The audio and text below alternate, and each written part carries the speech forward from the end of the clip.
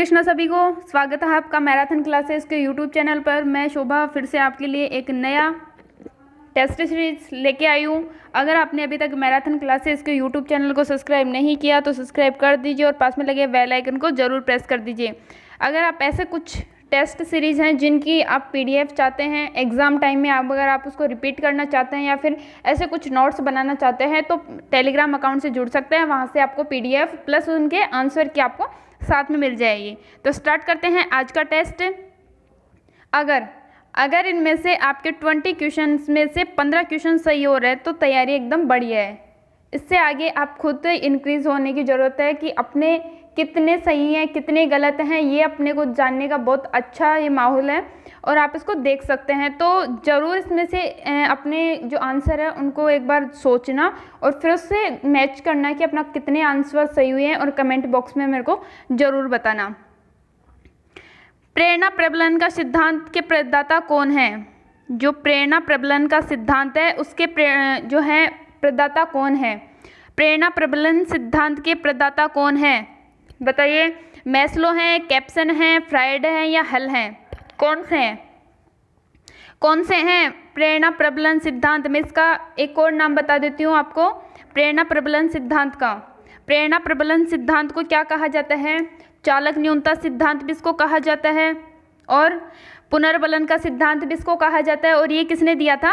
ये दिया था हल ने। किसने दिया था? हल ने। CH हल इनका पूरा नाम है। और ये दिया था, इन्होंने क्या बताया है कि प्रेरणा जो प्रबलन सिद्धांत है उसमें पुनर्बल जो बच्चा है उसको पुनर्बल देना जरूरी होता है। अगर उसको पुनर्बलन दिया जाए तो वो अनुक्रिया के लिए हमेशा तत्पर रहता है और अनुक्रिया में वृद्धि करता है। तो ये किसने दिया था? हल ने। आगे आ रहा है दूसरा, सेकंड क्वेश्चन आ रहा है अपना। टंकण कार्य या कंप्यूटर पर यदि निरंतर अभ्यास नहीं करते तो भूल जाते हैं, यह किस सिद्धांत के अनुसार होता है? टंकण क्या होता है? टाइपिंग इसको बोलते हैं अपन। लिखावट टाइपिंग जो होती है, जो किसमें? कंप्यूटर में। अगर अपन निरंतर टाइपिंग नहीं करते, उसका अभ्यास नहीं करते तो उसको भूल जाते हैं। ये कौन से सिद्धांत के अनुसार होता है? ये कौन से सिद्धांत पर निर्भर करता है? क्वेश्चन की लैंग्वेज चेंज कर सकता है examiner. Add to red question आपको कोई भी बुक में नहीं मिलेंगे, लेकिन क्वेश्चन उन्हीं सिद्धांत में से उन्हीं बुक्स में आते हैं, बस उनकी थोड़ी लैंग्वेज अलग होती है। तो अगर लैंग्वेज समझना है तो इजी से क्वेश्चन को 2-3 बार पढ़ना है और उसके बाद क्वेश्चन में ये देखना है कि क्वेश्चन अपने से पूछ क्या रहा है और कौन से सिद्धांत पर कार्य कर रहा है। तो हर एक सिद्धांत को बहुत इजी वे में पढ़ना है। ज़्यादा इसमें वो नहीं करना कि अपने को इसमें PhD करनी है, चलो अपन ने हर एक सिद्धांत को इतने विस्तृत रूप से पढ़ लिया, ऐसे कोर्स कंप्लीट नहीं होने वाला। रिविजन टाइप में है तो रिवीजन आपको इतना शॉर्टली करना है कि आपका वो सारा उसमें एक जगह हो जाए। तो कौन सा है? टंकण कार्य पर अगर निरंतर अभ्यास नहीं किया जाए तो अभ्यास का सिद्धांत किसने दिया था? अभ्यास का सिद्धांत किसने दिया था? अभ्यास का सिद्धांत दिया था थॉर्नडाइक ने। उन्होंने कितने बताए थे? 3 मुख्य और 5 गौण जो अपने अभ्यास जो सिद्धांत दिए थे। किसमें? प्रयत्न और भूल के सिद्धांत में उन्होंने दिया था प्रभाव का, तत्परता का, है ना, संतोष का, ये उनके प्रमुख थे। इसके अलावा बहु प्रतिक्रिया का, आंशिक क्रिया का, ये उन्होंने गौण जो दिए थे वो उनके सिद्धांत थे। तो पावलोव के शास्त्रीय अनुबंधन सिद्धांत ये दिया था पावलोव ने, इवान पेट्रोविच पावलोव ने 1904 में। स्किनर का क्रिया प्रसूत अनुबंधन, इसको नैमित्तिक अनुबंधन सिद्धांत भी कहते हैं। ये किसने दिया था? स्किनर ने दिया था। पावलोव ने कुत्ते पर प्रयोग किया था, जबकि स्किनर ने किस पे किया था? चूहे पर किया था। बांडुरा का अवलोकन, ये कौन है? गेस्टाल्टवादी। जबकि ये तीनों कौन है?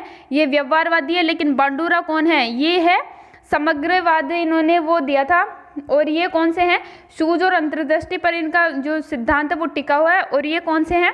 जो गेस्टाल्टवादी, अपन इसको बोल सकते हैं संज्ञानवादी। गेस्टाल्टवादी होते हैं समग्र आकृति के अनुसार। तो इसमें डी ऑप्शन राइट आंसर हो जाएगा। अगला क्वेश्चन आ रहा है। मैं अपनी चाबियों को मेरे टेलीफोन के पास खूंटी पर टांगता था। मैं अपनी चाबियों को अपने टेलीफोन के पास खूंटी पर टांगता था। अब मैंने चाबियां रखने की जगह बदल दी, फिर भी मैं चाबियां वही उसी खूंटी के पास ले जाता हूँ। यह उदाहरण किसका है? अनुबंधन का है, प्रयत्न एवं भूल का है, लापरवाही का है, अभिप्रेरणा। तो पता है मनोविज्ञान में लापरवाही ये तो कुछ आता ही नहीं है। दंड भी कहीं मनोविज्ञान में दंड का भी कोई मुख्य विशेष तौर पर कहीं उपयोग नहीं किया गया है। जहाँ तक माना जाता है कि दंड देना गलत बात है, दंड नहीं दिया जाता। तो इसमें आ रहा है अभिप्रेरणा का।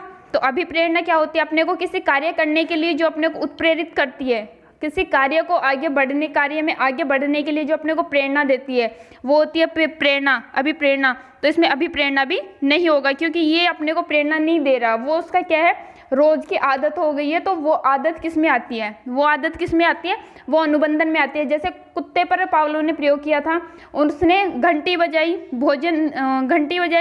और भोजन दिया, लेकिन कुछ समय बाद अगर वो घंटी बजाता है लेकिन भोजन नहीं देता, वह सिर्फ घंटी बजाता है भोजन नहीं देता, तो घंटी की आवाज़ पे कुत्ते के मुंह में लार आना स्टार्ट हो जाती है। तो वो क्या हो गया, अनुबंधन। घंटी की आवाज़ में और कुत्ते की लार में एक अनुबंधन हो गया।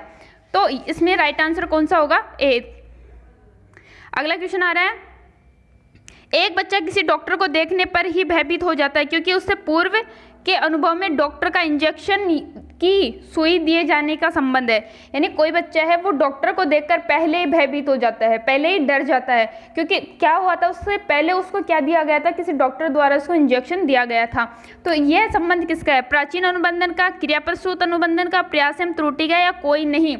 इसमें से कौन सा आंसर सही होगा, तो कौन सा आएगा, जिसमें अपने को पूर्व जो अपने दिया जा रहा है उसके अनुसार अपने ये अपन बोल सकते हैं। जैसे किसी सांप की तरह एक बच्चा सांप को देखकर डरता है, लेकिन अगली बार में सांप की तरह किसी रस्सी पड़ी होती है उसको देखकर डर जाता है। तो ये क्या होता है, ये तो होता है उद्दीपक सामान्यीकरण। कौन सा होता है, यानी किसी सामान्य, यानी उसी वस्तु की तरह किसी वस्तु को देखकर डर जाना, वो क्या होता है, उद्दीपक सामान्यीकरण। लेकिन इसमें ये बता रहा है कि डॉक्टर को देखकर डर रहा है, तो ये क्या हो रहा है, प्राचीन अनुबंधन का सिद्धांत।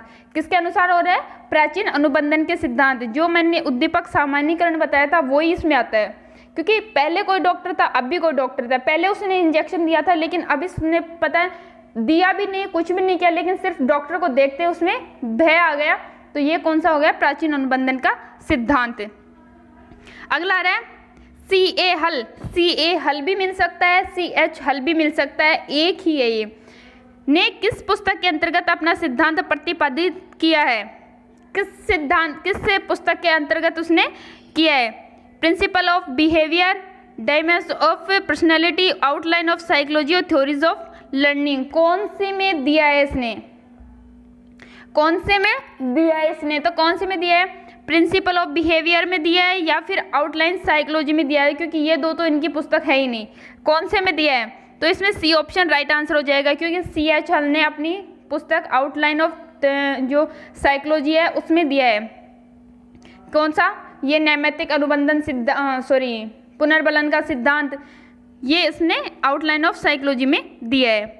शेपिंग की संकल्पना किसने दी थी, बहुत इंपॉर्टेंट है, बहुत बार पूछ जगह है। इसके साथ ZPD और इसके फोल्डिंग भी पूछा जाता है, ZPD और इसके फोल्डिंग, ये भी बहुत बार पूछा जाता है। ZPD और इसके फोल्डिंग किसके सिद्धांत के अंतर्गत है, मेरे को कमेंट बॉक्स में बताना, और इसके बारे में क्या जानते हो मेरे को कमेंट बॉक्स में बताना। शेपिंग की संकल्पना किसने दी थी, थॉर्नडाइक ने दी थी, पावलोव ने दी थी, स्किनर ने दी थी, या इनमें से कोई नहीं। किसने दी थी शेपिंग की संकल्पना, तो शेपिंग की संकल्पना किसने दी थी, ये दी थी स्किनर ने। किसने दी थी, स्किनर ने। सी ऑप्शन आपका यहाँ पे राइट आंसर हो जाएगा। ZPD और इसके फोल्डिंग मेरे को कमेंट बॉक्स में जरूर बताना। अगला आ रहा है अपना, कबूतर को एक निश्चित संख्या में दी गई प्रतिक्रिया के पर, एक कबूतर को एक निश्चित संख्या में सही प्रतिक्रिया करने पर, कोई कबूतर है निश्चित संख्या में सही प्रतिक्रिया कर रहा है, उसके द्वारा प्रशिक्षण के जो है उसको पुरस्कार दिया जाता है, या पुरस्कार के रूप में उसको पुनर्बलन दिया जाता है।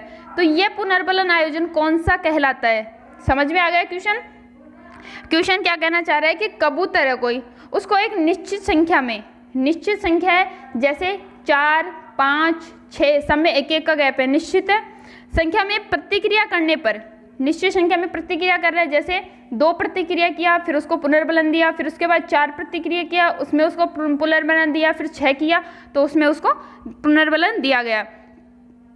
प्रशिक्षक द्वारा उसको पुरस्कार दिया जाता है। जैसे अभी आप हो, ठीक है, आप है 10 टेस्ट है आपके, ठीक है, अभी मैं आपको, ये 3rd टेस्ट चल रहा है अभी फिलहाल अपना, अगर 3rd टेस्ट अपना 1st टेस्ट लगा था उसमें मैंने आपको पुनर्बलन दिया, 2nd टेस्ट में मैंने आपको पुनर्बलन दिया, और 3rd टेस्ट में मैंने आपको पुनर्बलन दिया। ये सीमित संख्या में, जैसे 4 दिन बाद, 5 दिन बाद, या फिर सीमित संख्या में, जैसे एक बार दिया, 2 बार दिया, ऐसे पुनर्बलन दिया, तो ये पुनर्बलन आयोजन क्या कहलाता है? ये पुनर्बलन कौन सा कहलाता है? सतत पुनर्बलन, निश्चित अंतराल और निश्चित अनुपात पुनर्बलन और परिवर्तनशील पुनर्बलन। तो आपको पता होना चाहिए परिवर्तनशील पुनर्बलन तो कोई होता ही नहीं है, परिवर्तनशील पुनर्बलन तो होता ही नहीं है। सतत पुनर्बलन क्या होता है? हर प्रतिक्रिया के बाद उसको पुनर्बलन देना, निरंतर उसको पुनर्बलन देना, वो होता है सतत। तो इसमें क्या बोल रहा है? निश्चित संख्या के बाद, निश्चित संख्या में निश्चित अंतराल, यानी निश्चित जैसे 20 सेकंड, 10 सेकंड, 15 सेकंड, निश्चित जो है अंतराल के बाद उसको दिया जा रहा है। लेकिन अनुपात क्या होता है यहाँ पे? अब अनुपात को आपको समझने की जरूरत है। निश्चित अनुपात यानी कोई निश्चित संख्या है, निश्चित संख्या है, उसके अनुपात में आपको पुनर्बलन दिया जाता है, तो वो आपका निश्चित अनुपात पुनर्बलन कहलाता है। तो इसमें सी ऑप्शन राइट आंसर हो जाएगा। अगला क्वेश्चन आ रहा है, सीखने में पलायन आधारित है। सीखने में जो पलायन है वो आधारित है, कौन सा है? सकारात्मक, नकारात्मक, विलंबित या पुनर्बलन की निष्क्रियापत। किस पर है? किस पर है? सीखने में पलायन किस पर आधारित है? सीखने में जो पलायन है वो किस पर आधारित है? सकारात्मक पुनर्बलन जो सकारात्मक दिया जाता है, जैसे किसी बच्चे को अपन टेबल सिखा रहे हैं, टेबल अगर वो सीख जाता है तो अपन उसको टॉफी दे रहे हैं, पेन दे रहे हैं, कॉपी दे रहे हैं, वो सकारात्मक हो गया। नकारात्मक, उसको दंड दिया जाना, नहीं सीखने पर दंड दिया जाना। विलंबित यानी छोड़ दिया, चलो देते ही नहीं है पुनर्बलन, वो होता है। और पुनर्बलन के निष्क्रियता पर, तो कौन सा आएगा इसमें राइट आंसर? तो इसमें कौन सा आएगा कि जिसको देखकर बच्चा भाग जाए, जिसको देखकर बच्चा भाग जाए। तो अगर आप उसको टॉफी वगैरह दोगे तो क्या भागेगा? नहीं। अगर उसको पुनर्बलन नहीं भी दिया जाएगा तो वो कहीं नहीं जाएगा। लेकिन अगर उसको दंड दिया जा रहा है, नकारात्मक पुनर्बलन उसको दिया जा रहा है, तो वहां से बच्चा पलायन कर जाता है। तो बी ऑप्शन यहाँ पे राइट आंसर हो जाएगा। अगला क्वेश्चन आ रहा है, पाठ्यक्रम की विषय वस्तु का निर्माण किया जाता है। पाठ्यवस्तु की जो पाठ्यक्रम है उसकी विषय वस्तु का निर्माण किस आधार पर किया जाता है? थॉर्नडाइक के सिद्धांत के आधार पर, स्किनर के सिद्धांत पर, या क्लार्क CH हल के सिद्धांत पर, या पावलोव के सिद्धांत पर? कौन से सिद्धांत पर अपने जो पाठ्यक्रम की विषय वस्तु का निर्धारण किया जाता है? तो मैं आपको बता देती हूँ, पाठ्यक्रम की विषय वस्तु का निर्धारण पुनर्बलन जो सिद्धांत दिया था CH हल ने, क्लार्क हल ने, उन्हीं के आधार पर इसको किया जाता है। यहाँ पे सी ऑप्शन राइट आंसर हो जाएगा, क्लार्क CH हल। अगला क्वेश्चन आ रहा है, सक्रिय अनुक्रिया अनुबंधन। सक्रिय अनुक्रिया अनुबंधन किस उद्दीपक अनुक्रिया का संबंध पर आधारित है? जो सक्रिय अनुक्रिया अनुबंधन है वो किस उद्दीपन अनुक्रिया संबंध पर आधारित है? प्रभाव, समीपता, अभ्यास या आदतों के निर्माण, कौन से पे आधारित है? तो आपको पता होना चाहिए अनुक्रिया, सक्रिय अनुक्रिया अनुबंधन किसने दिया था? सक्रिय। तो ये आधारित किस पे है? प्रभाव, प्रभाव के नियम पर आधारित है। उद्दीपक अनुक्रिया सिद्धांत थॉर्नडाइक, और उन्होंने बताया था प्रभाव का नियम अपने प्रमुख नियम है, उसमें दूसरे नंबर का पहला है तत्परता का नियम। पहला कौन सा है? तत्परता का, दूसरा प्रभाव का, और तीसरा संतोष का नियम या उपयोग अनुपयोग का नियम।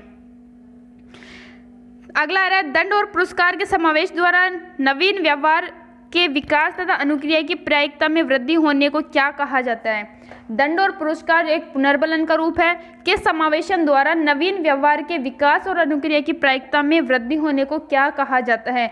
व्यवहार को आकार देना, क्रियाप्रसूत अनुबंधन, शास्त्रीय अनुबंधन या संवेगात्मक अनुबंधन। कौन सा अनुबंधन होता है? तो ये कौन सा अनुबंधन होता है? सबसे ज़्यादा जो दंड पुरस्कार पुनर्बलन के बारे में जो चर्चा की थी वो किसने की थी? वो की थी BF स्किनर ने। याद रखना, पुनर्बलन का सिद्धांत तो किसने दिया था? CH हल ने दिया था। लेकिन सबसे ज़्यादा जो उन्होंने पुनर्बलन पर जो व्याख्या की है, पुनर्बलन पर जोर दिया है, वो किसने दिया है? स्किनर ने दिया है। तो जो व्यवहारवादी जो सिद्धांत दिए थे उनमें सबसे ज़्यादा तो अपना जो उपयोग का बताया जाता है, या फिर अपने जो सबसे ज़्यादा अच्छा जो सिद्धांत होता है वो किसका माना गया है? स्किनर के सिद्धांत को ही माना गया है। अगला क्वेश्चन आ रहा है, ब्लॉक तो होना परिणाम है। ब्लॉक तो होना परिणाम है। अवरोध का, पुनर्बलन का अभाव, तनाव या दमन किसका परिणाम है? ब्लॉक तो होना किसका परिणाम है? ब्लॉक तो होना किसका परिणाम है? तो ब्लॉक तो होना, यानी बिल्कुल विलंबित हो जाना, बिल्कुल क्रिया न करना, तो इसमें किसका परिणाम है? अगर अपन बच्चे को पुनर्बलन नहीं देंगे तो बच्चा एकदम नीरस हो जाएगा, उसकी अनुक्रिया को करने के लिए तत्पर नहीं रहेगा। लेकिन अगर अपन उसको पुनर्बलन दे रहे हैं तो बच्चा हर एक अनुक्रिया के बाद पुनर्बलन लेने के लिए तैयार रहता है। तो यहाँ पे बी ऑप्शन राइट आंसर हो जाएगा। अगला क्वेश्चन आ रहा है अपना, एक महत्वपूर्ण अधिगम सिद्धांत यह है, एक महत्वपूर्ण अधिगम सिद्धांत यह है कि नई अनुक्रिया का सुदृढ़ीकरण किया जा सकता है। एक जो महत्वपूर्ण अधिगम सिद्धांत यह है कि नई अनुक्रिया का सुदृढ़ीकरण किया जाता है विभेदिक उद्दीपक द्वारा, प्रतिपुष्टि, दंड या पुनर्बलन द्वारा। किसके द्वारा किया जाता है? तो ये किसके द्वारा किया जाता है? पुनर्बलन द्वारा ये संभव हो पाता है। हर एक नई क्रिया को जो अपन सीखते हैं वो किसके द्वारा सीखते हैं? पुनर्बलन द्वारा सीखा जा सकता है। सीखने के सिद्धांत में सीखने के सिद्धांत में आकृतिकरण मुख्य क्रिया विधि है। आकृतिकरण मुख्य क्रिया विधि है। अनुकूलन, अनुबंधन, कार्यात्मक प्रतिबद्धता और अंतर्दृष्टि अधिगम या प्रयासन त्रुटि कौन सा है?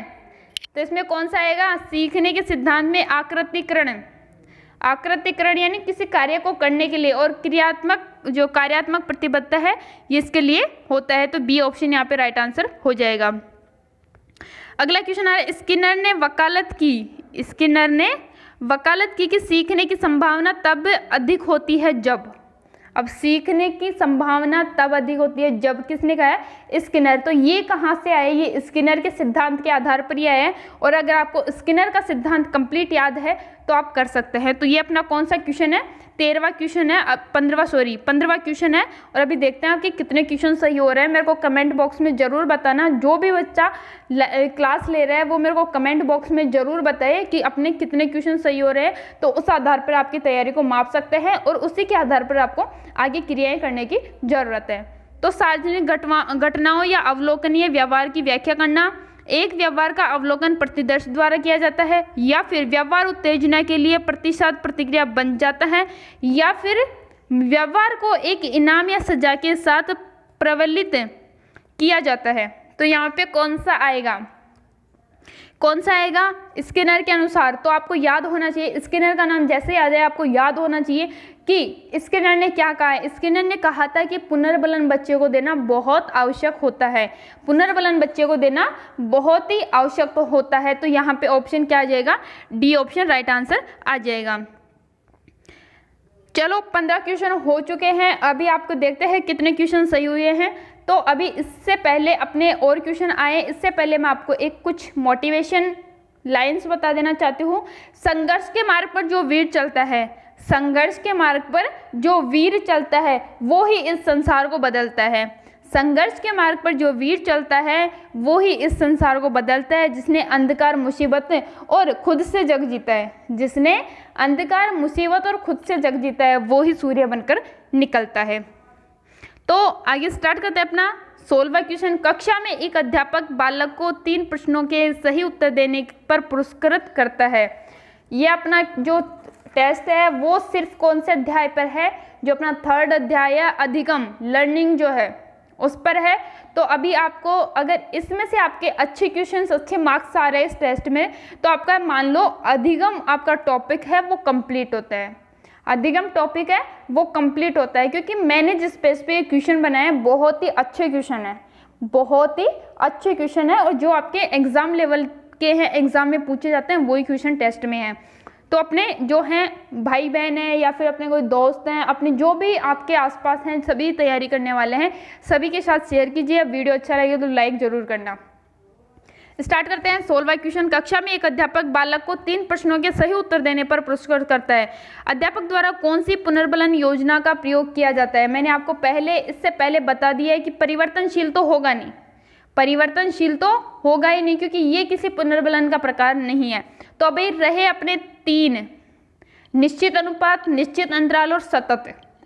कितने रहे? 3। तो अभी अपने को पता होना चाहिए कि कितने, अभी अपने पास कहाँ वो आया था? निश्चित संख्या पर, निश्चित संख्या पर। और अभी अपन ने प्रश्न घुमा दिया कि 3 प्रश्नों पर, अभी प्रश्न घुमा दिया। अभी इस क्वेश्चन को अपन ने लिख दिया कि 3 प्रश्नों के सही उत्तर देने पर उसको पुनर्बलन देता है। और इससे पहले जो अपना क्वेश्चन आया था वो क्या आया था कि एक निश्चित संख्या पर उसको पुनर्बलन देता है, तो बच्चा कंफ्यूज हो जाएगा, वहाँ पर संख्या है, यहाँ पे प्रश्न है, शायद वहाँ पे अनुपात आया तो यहाँ पे अंतराल आएगा। नहीं, गलत है। यहाँ पर भी निश्चित अनुपात पुनर्बलन ही आएगा, क्योंकि वहाँ पर भी निश्चित संख्या थी, यहाँ पर भी निश्चित संख्या है। 3 क्वेश्चन है, निश्चित है या अनिश्चित है। अभी अपने से बोलता है कि कुछ प्रश्नों के उत्तर देने के बाद तो वो अनिश्चित होता, तो वहाँ पर अपन अनिश्चित अनुपात पुनर्बलन लिख सकते थे, लेकिन यहाँ पे निश्चित है 3 क्वेश्चनों के अंदर, और वहाँ पर भी क्या है, निश्चित संख्या के अंदर, तो यहाँ पे सी ऑप्शन राइट आंसर होगा। अगला क्वेश्चन आ रहा है, सही प्रतिक्रियाओं और उचित व्यवहार को बढ़ाने के लिए निम्न में से कौन सा सबसे अच्छा तरीका है। जो प्रतिक्रियाएं हैं, जो अपने प्रतिक्रिया करते हैं, जो सही प्रतिक्रिया है और उसके व्यवहार को बढ़ाने के लिए, जैसे अभी मैं बताती हूँ, आप कक्ष में बैठे हैं, कक्ष में बैठने के बाद अगर आपको कोई अभी टीचर आपको पूछे कि चलो भाई पुनर्बलन क्या होता है, आपके लेवल की बात कर रही हूँ, पुनर्बलन क्या होता है, तो ठीक है आपने आंसर दिया, ठीक है आपने आंसर दिया, उसी क्रिया की प्रतिक्रिया टीचर क्या करे कि आपका उचित व्यवहार बढ़ जाए, यानी आपने उसका सही आंसर दिया, सही आंसर देने के बाद अध्यापक को चाहिए कि वो उसको पुनर्बलन दे ताकि आप और उत्साहित हो अगले क्वेश्चन का जवाब देने के लिए। तो यहाँ पर क्या होना चाहिए, सबसे अच्छा तरीका कौन सा है, दंड, प्रशंसा, अज्ञानता या शक्ति, कौन सा आएगा। मैंने आपको पहले क्वेश्चन में बता दिया था, दंड मनोविज्ञान में कहीं भी काम नहीं देगा। कहीं भी पूछे कि किसी व्यवहार को छुड़ाने के लिए कौन सा तरीका अपनाया जा सकता है, तो दंड कहीं भी नहीं होगा। मनोविज्ञान में, टीचिंग मेथड्स में कहीं भी देख लो, जो आप टीचिंग एग्जाम दे रहे हो, जो आपका ये जो रिट है उसमें, या फिर कोई भी एग्जाम देख लो जिसमें टीचिंग एग्जाम है और वहां पर अपने से पूछ रहा है कि निश्चित व्यवहार को छुड़ाने के लिए कौन सा, क्वेश्चन ये नहीं है, दूसरा बोल रही हूँ, निश्चित व्यवहार या फिर किसी अनुप्रयुक्त व्यवहार को छुड़ाने के लिए अपने को कौन सा कार्य करना चाहिए, प्रशंसा, अज्ञानता, शक्ति या दंड। वहां पर आपको आंसर क्या लगेगा, दंड। वहां पर आपको दंड ही सही लगेगा, दंड ही सही लगेगा।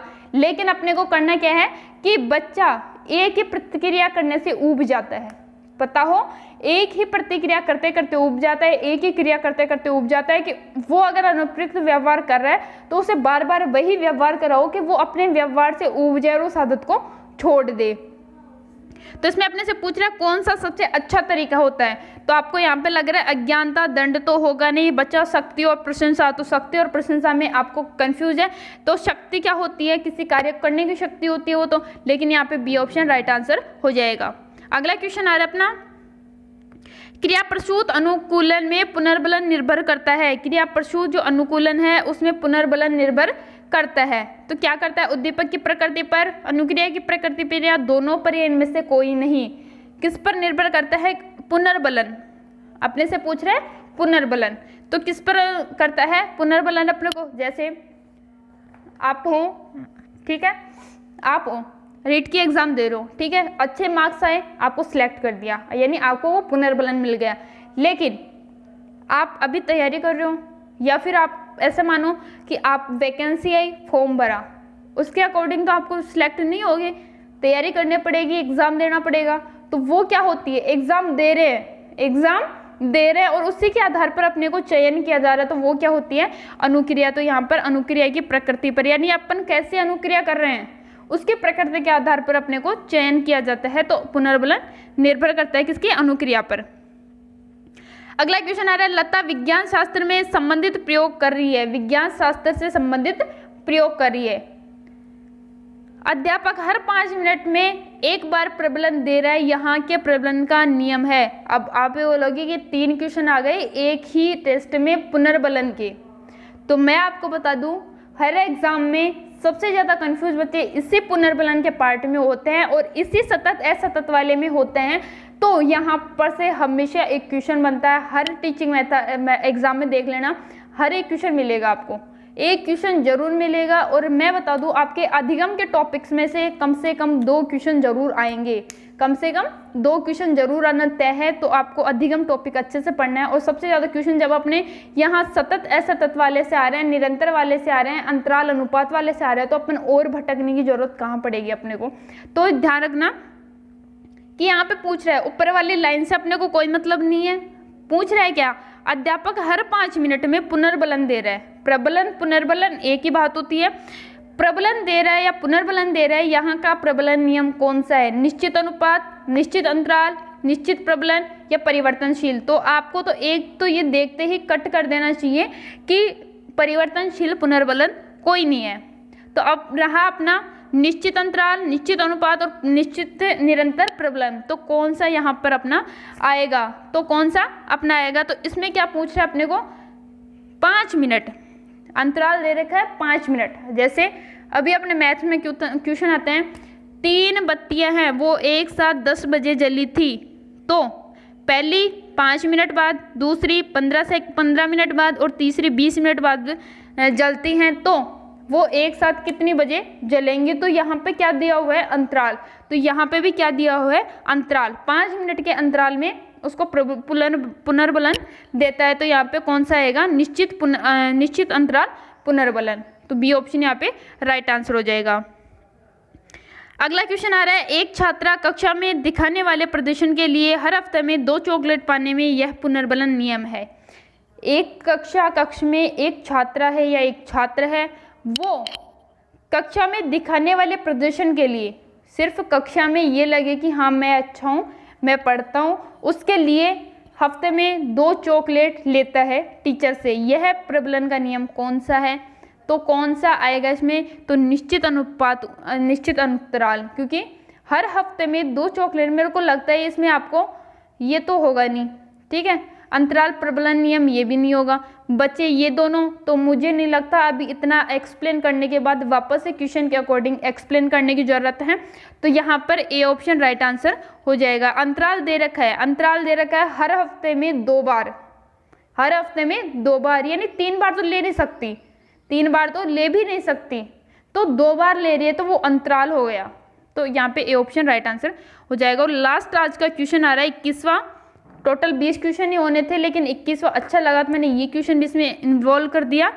तो लास्ट अपना आज का लास्ट क्वेश्चन आ रहा है, निम्नलिखित में से कौन सा अभिकर्मित अधिगम का मूलभूत सिद्धांत नहीं है। अभिकर्मित अनुदेशन का मूलभूत सिद्धांत नहीं है, तत्काल पुनर्बलन, स्वगति, स्व या विद्यार्थी द्वारा परीक्षण या निष्क्रिय अनुक्रिया। तो अभी दूसरा क्वेश्चन आपके लिए, फर्स्ट क्वेश्चन मैंने आपको बोला था जेडपीडी और इसके फोल्डिंग क्या है, जेडपीडी और इसके फोल्डिंग क्या है मेरे को कमेंट बॉक्स में बताना। और दूसरा क्वेश्चन आज आपके लिए है कि अभिकर्मित अनुदेशन का जो सिद्धांत दिया था वो मूलभूत सिद्धांत कौन से सिद्धांत पर आधारित है, कौन से सिद्धांत पर आधारित है। यानी थॉर्नडाइक पे है, पावलोव पे है, स्किनर पे है, हल पे है, एडविन गुथरी पे है, इब्राहिम मैस्लो के ऊपर है या जेरोम ब्रूनो पर है, जीन पियाजे, किसी के ऊपर भी है, तो वो मेरे को कमेंट बॉक्स में जरूर बताना। यहाँ पे क्या होगा, अभिकर्मित अधिगम का मूलभूत सिद्धांत नहीं है, नहीं है अपने को पूछ रहे हैं। तत्काल पुनर्बलन ये है, अभिकर्मित अनुदेशन में क्या कहा जाए, छोटे छोटे टुकड़ों में बांटकर पढ़ाया जाना और उसको सही अनुक्रिया के बाद पुनर्बलन दिया जाना। स्वगति से खुद को सीखने के लिए जरूरी होता है और विद्यार्थी द्वारा परीक्षण किया जा सकता है। तो यहाँ पे डी ऑप्शन यहाँ पे राइट आंसर हो जाएगा। तो आज का अपना टेस्ट यहीं कंप्लीट होता है। मिलते हैं फिर एक नए टेस्ट के साथ, तब तक जय श्री कृष्णा। चैनल को लाइक शेयर सब्सक्राइब जरूर करना, वीडियो अच्छा लगे तो लाइक जरूर करना, और मिलते हैं फिर नए वीडियो के साथ। और कमेंट बॉक्स में मेरे को जरूर बताना है कि आप कितने क्वेश्चन सही हुए, कितने क्वेश्चन गलत हैं, कौन कौन से क्वेश्चन गलत हैं और क्यों गलत हुए। सारे अपने मेरे को बताने की जरूरत नहीं है, खुद से पूछो क्यों गलत हुए, कितने हुए और मेरी तैयारी किस लेवल पे है, तो मैं क्या कर रहा हूँ। तो मेरे को कमेंट बॉक्स में ज़रूर बता देना कि कितने क्वेश्चन सही हुए और खुद से पूछना है क्यों गलत हुए, क्या कमी रह गई।